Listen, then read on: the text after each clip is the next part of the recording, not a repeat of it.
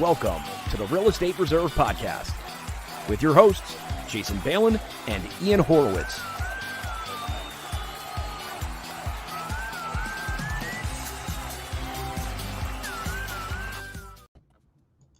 Ian, What's up, man? I've been on a social media detox. I don't even know how to get onto Facebook and share any of this anymore. Got to do it through your computer since you took it off your phone, huh? I tell you what, it's been great. I'm not gonna lie. How many? I don't even want to say minutes. How many hours a day has it freed you up? It's been a ton. And I will say, you know what it was? One thing I never realized is like you would see something on Facebook or Instagram, you would like share it or screenshot it, then you would send it to somebody, and then once you send it to somebody, then that turns into a whole text thing. I mean, you'd probably lose. It's got to be hours on end. I mean, literally hours. You're like, ooh, look at that, and then I like screenshot it and send it to you. Next, we're talking for 20 minutes, and then you're like, then you'll call me or somebody else will call me like, yo, dude, did you see that? I'm like, yeah, I saw it. Like, what's going on? Like, someone was telling me about this whole thing, people jumping on planes yesterday or something. I was like completely clueless. So stay off social then, maybe the best for you. I mean, it depends on people's personality types. You got addicted personality type, a little ADD, you're going to be scrolling and a mess. So that's not what we're here for today, though. We're talking about self-directed IRAs.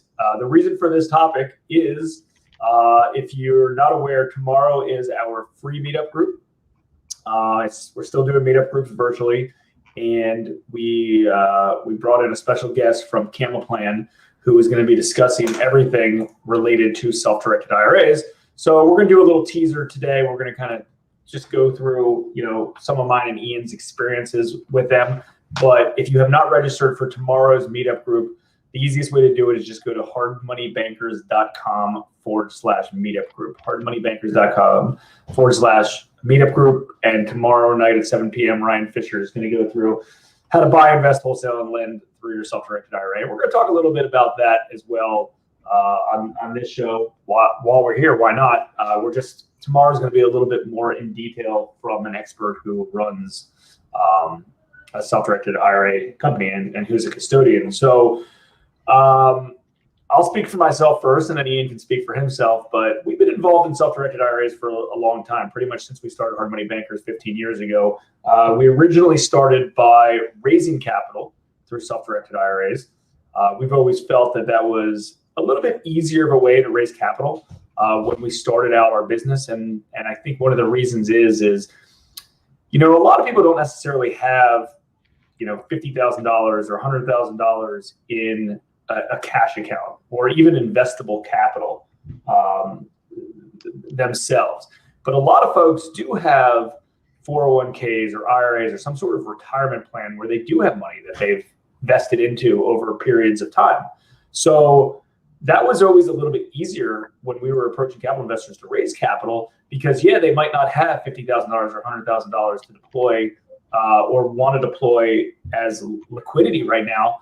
But when we asked them, well, do you have a retirement account? A lot of them are like, sure, of course I got a retirement account.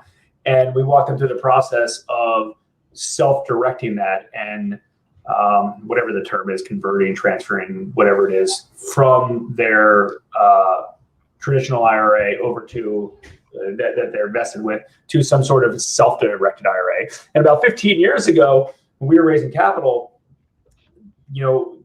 it was not that it was new, but it wasn't as common as it is today. So today is kind of even easier to go after that type of accounts with raising capital, just because people know what it is, right? People are educated. Have you had a similar experience to that? Yeah, I think things have changed a lot, even in my short time inside of real estate, especially now that the SEC has changed how people can raise capital, along with a few other things that, social media in general makes people, quote unquote, a little bit more knowledgeable, right? So I think there's a lot of that going on. And other than that, I think a lot of people don't have necessarily liquid cash available, and they do have it in their retirement accounts, especially if they have shared plans or if they're self-employed and they need to put tax money, retirement money away to save on taxes. It's a great conduit for us to, for people to invest and save money. Now, that being said, our business model is a little bit different than Jason's, and we get a lot of equity investors along with debt investors, but mostly equity investors, and it's a great way for them to invest in assets that have a massive growth potential, and have some sort of equity explosion to allow you to have, quote unquote, more contributions than you could potentially put in. Some stuff that we're going to discuss tomorrow night is, flipping and wholesaling through your IRA, or equity investing. And Jason can speak way more on debt investing through your IRA. And this is not a capital raising pitch for us. This is just bringing pure experiences from ourselves, and things that Ryan has seen as being a custodian of IRA funds.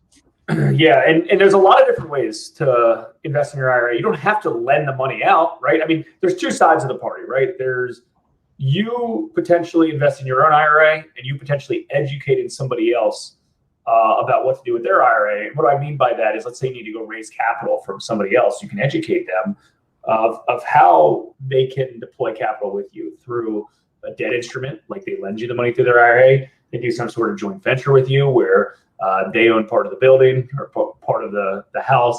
You own the other house. There's a lot of different ways to be creative. You can buy real estate inside your IRA. You can wholesale real estate through an IRA with like the down payment money.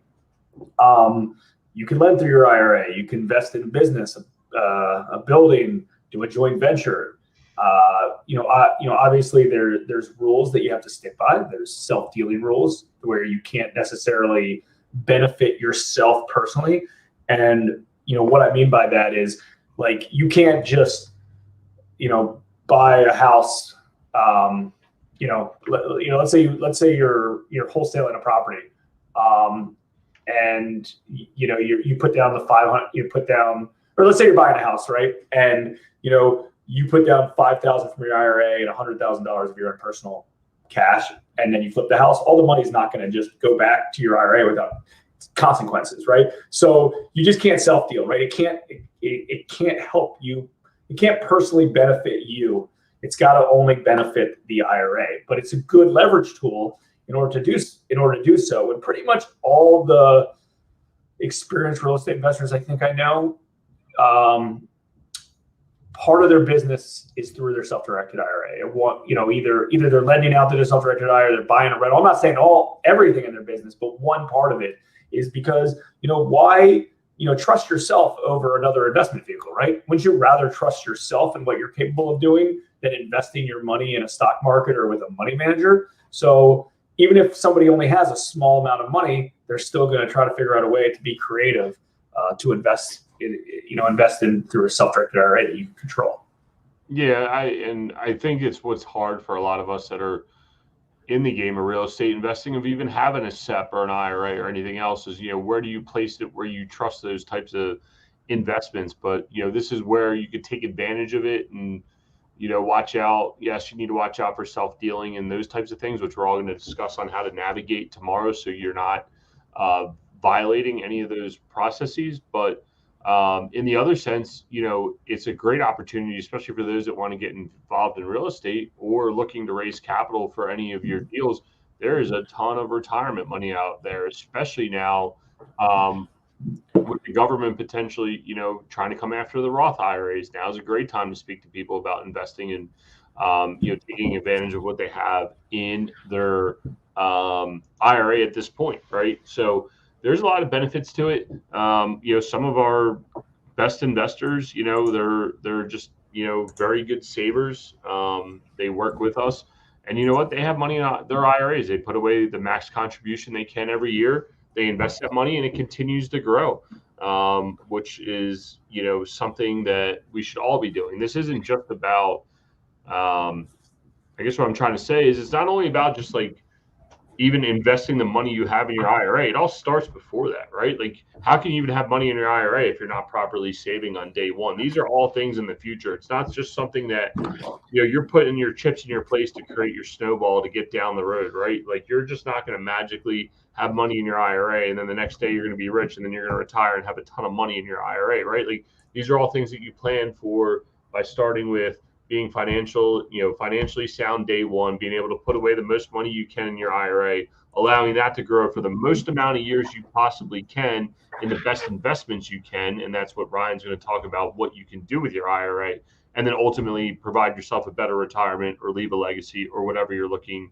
to do. I mean, what's his name? Was it Peter Thiel? What's the other guy? Mitt Romney, right? Like both those guys were under fire because they took their IRA money and invested it into some sort of venture type deal and had a massive explosion inside their Roth IRA. Yeah. And tax-free growth in a massive amount. Yeah. And I'm curious who's ever tuned in right now, if you're utilizing a self-directed IRA and in what capacity. Are you lending it out? Are you buying rentals with it? Have you raised capital from other folks? And one of the things that I'm excited about for tomorrow's meetup group, and if you're just tuning in, we're kind of doing a little promo related to tomorrow's meetup group.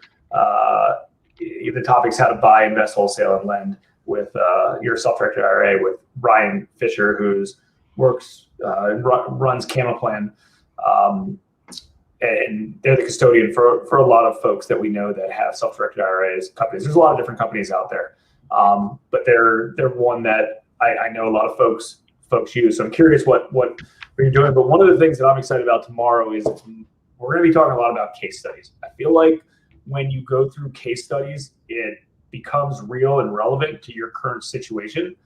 So we're going to go through, okay, well, what's a case study of how somebody bought a property and flipped it, or how they lend money out of their IRA, even if they don't have a lot.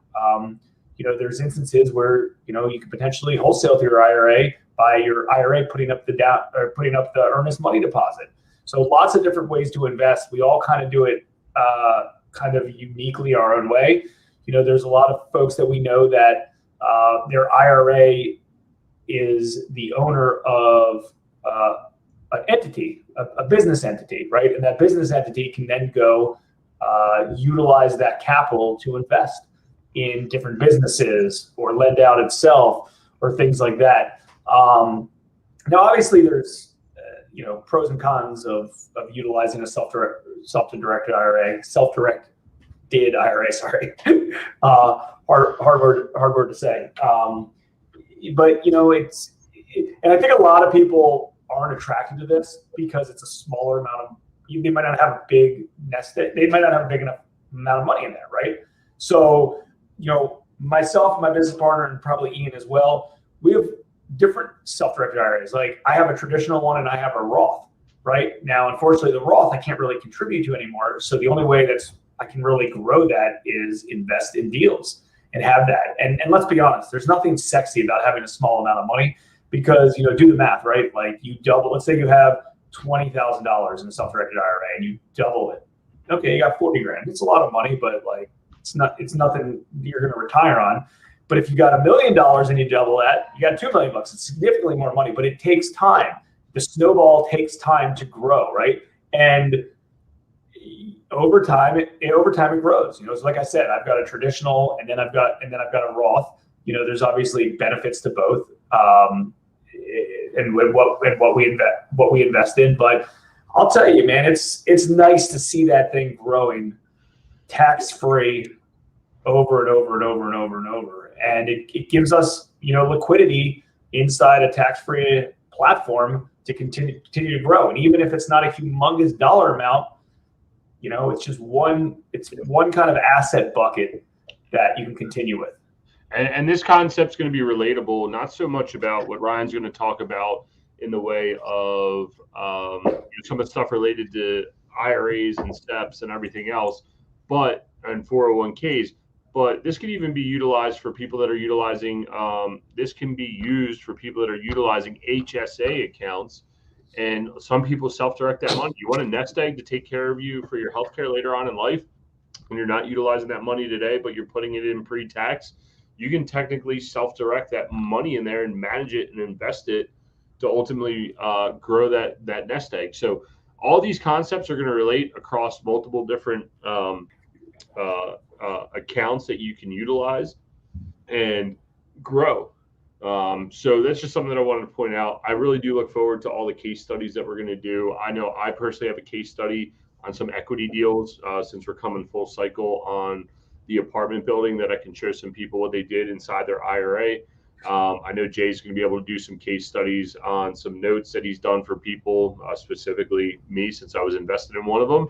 And I know Ryan's got a whole run of different case studies of how people utilize their self-directed IRAs, 401ks, and SEP plans on an everyday basis to invest in real estate.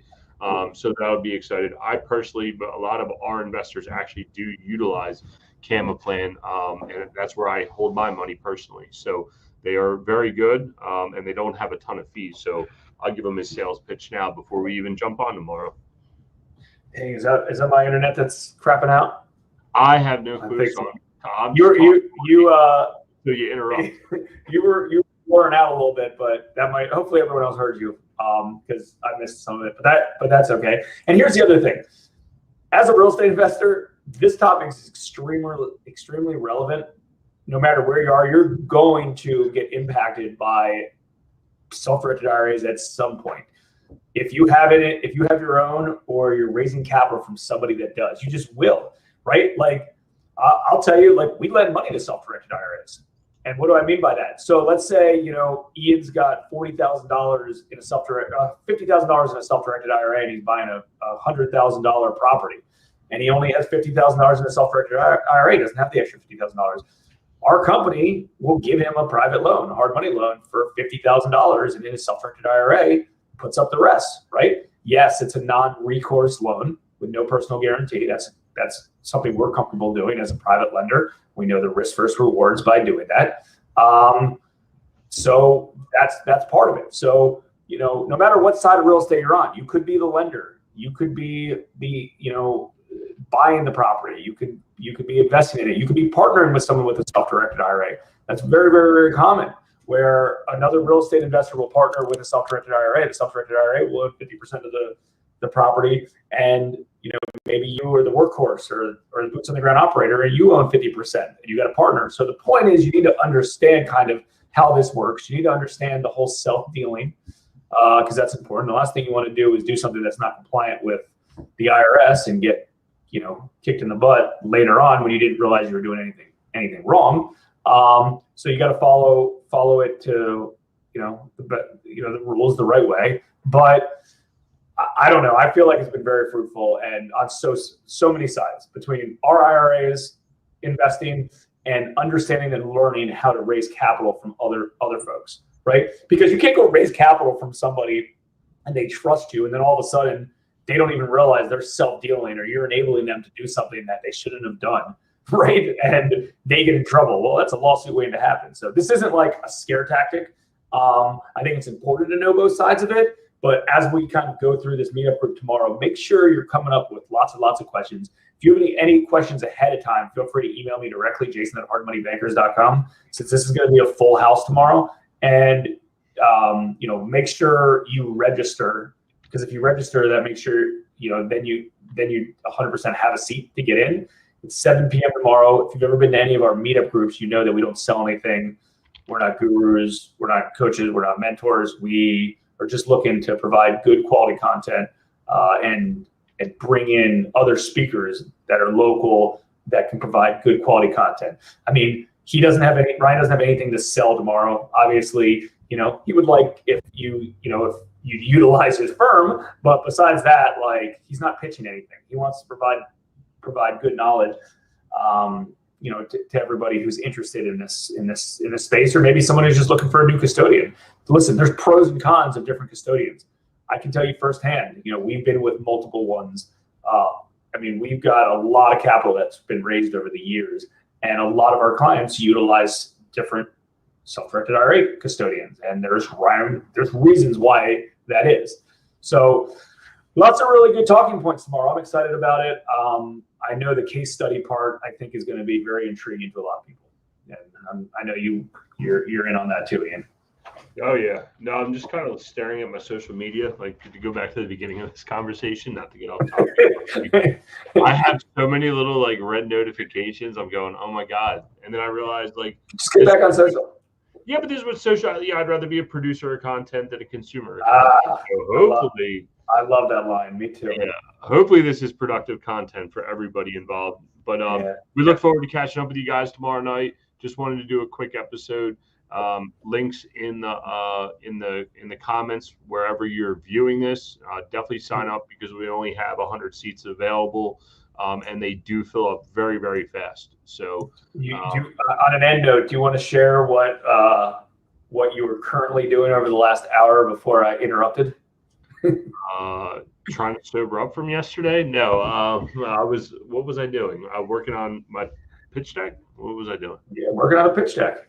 I was working on a pitch deck. I hate calling it a pitch deck because it feels so slimy. It's not a pitch deck. I never call it a pitch deck. It's the presentation for the next big deal that we're getting ready to raise capital for. And we're definitely going to have people that are using their IRA money along with other people that are investing into the deal. And it takes a lot of time to craft these things. So I'm glad I'm off social media. And it's exciting. All right, everyone, 7 p.m. East Coast time tomorrow. Make sure you're there. I promise you it's going to be worth your time. Take care. Thanks for tuning in to the Real Estate Reserve podcast. Do us a favor and like, comment, and share our broadcast. It helps the algorithm and helps us spread the word too. Till next time,